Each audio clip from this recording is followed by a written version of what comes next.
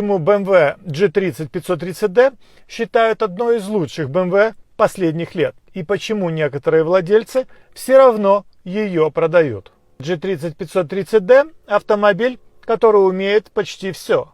Мощный 3-литровый дизель, уверенная динамика, комфорт на дальние расстояния. И расход топлива, который удивляет для такой мощности. Кажется, что это идеальный баланс, но есть одна особенность. Чем дольше ездишь на этой машине, тем выше становится ожидание от любого следующего автомобиля.